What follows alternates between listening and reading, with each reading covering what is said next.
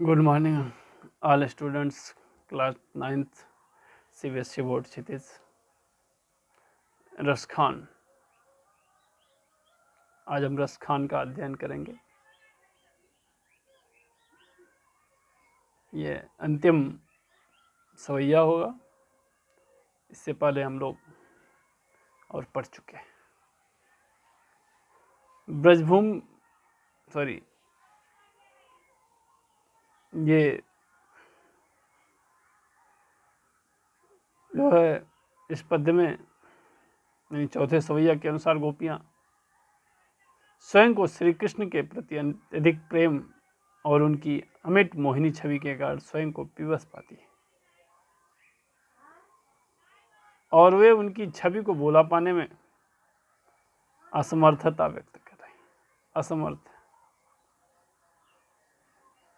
कहते हैं कि कानन निदय अंगुरी रही बो जब ही मुरली धुनि मंद बजई हैं, मोहिनी तानन सोरस खान अटा चढ़ी गोधन गए हैं तो गए हैं, तेरी कहो सिगरे ब्रज लोगन काले को कितनो समझई हैं, और माई रिवा मुख की मुस्कान संहारी न जई है न जई है न जई है। यानी उस भगवान के कृष्ण के मादक मुस्कान को देखकर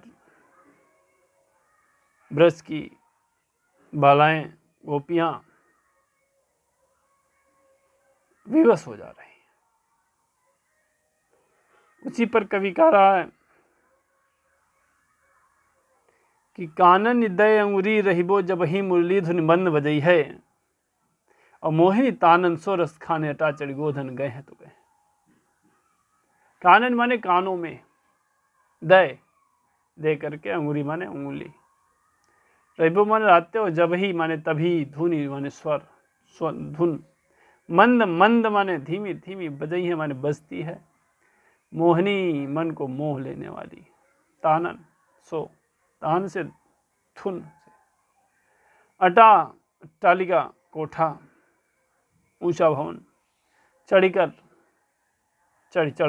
गोधन माने गाय रूपी धन गए हैं माने ग्रहण करते हैं, तेरी माने पुकार कहो माने कह करके सिगरे माने सभी, ब्रज लोगन माने ब्रज के लोगों को, काले माने कल, को माने कोई, कितनों कितना भी समझावे समझई है माने समझते हैं, माई माने माँ, वाह उस, मुस्कान माने मुस्कान, संवारी न जाइए संभाली नहीं जाती है।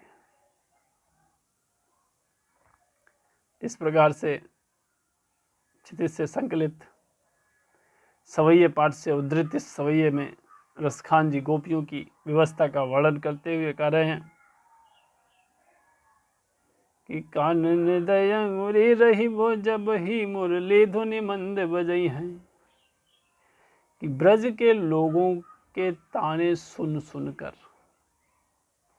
ब्रज के लोगों के ताने सुन सुनकर गोपियां तंग होकर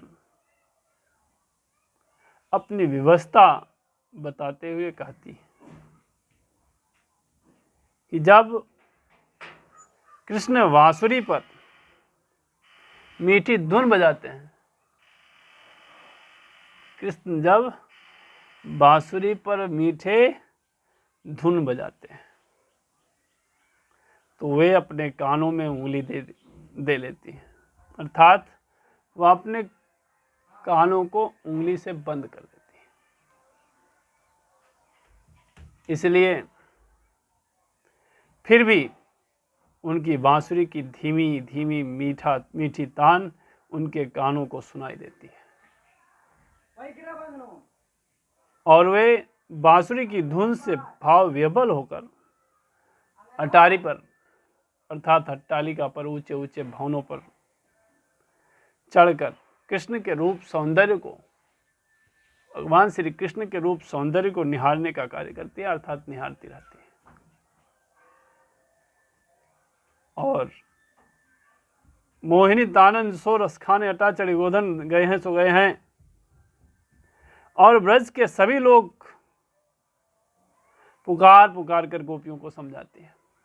ब्रज के सभी लोग यानी ब्रजवासी पुकार पुकार करके गोपियों को समझाते हैं कि वे इस कदर कृष्ण की दीवानी क्यों है, और कृष्ण की दीवानी इस प्रकार से क्यों हो चुकी हैं, उसी को बार बार वह समझा रहे हैं।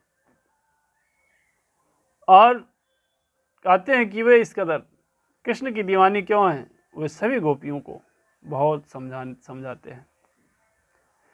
तो गोपियाँ अपनी व्यवस्था को जताते हुए कहती हैं, गोपियाँ उनकी व्यवस्था को बताते हुए कहती हैं कि हे माँ, तेरी कहो सिगरे ब्रजलोगन काल को कितनों समझे है, और माई रिवा मुस्कान की माई रिवा मुख की मुस्कान संवारी न जई है न जई है न जई है। हे माँ, हम क्या करें, कृष्ण की मोहक मुस्कान हमसे संभाले नहीं संभलती। कृष्ण की जो मोहक ये अमादक मुस्कान हमसे संभाले नहीं संभलती है। अर्थात वे कृष्ण की मुस्कान को किसी भी प्रकार से अपने मन मस्तिष्क से नहीं निकाल पाती, यानी वह कृष्ण के वशीभूत हो चुकी है, और वशीभूत होने के नाते विवश होकर वह उनकी मुस्कान पर प्रसन्न हो जाते हैं, और विवश होकर के उनकी तरफ उनका मन भ्रमित हो जाता है, चला जाता है। इसलिए गोपियाँ श्री कृष्ण की मधुर मुस्कान को कभी विस्मृत नहीं कर पाती हैं, इस प्रकार से गोपियाँ श्री कृष्ण की मधुर मुस्कान को कभी विस्मृत नहीं कर पाती हैं, और यह उनकी स्वाभाविक व्यवस्था, उन गोपिकाओं की मजबूरी है। इसलिए वह मजबूर होकर के कन्हैया के प्रेम में सरोवार हो जाती है। इसी के साथ हम अपनी वाणी को विराम देंगे। धन्यवाद।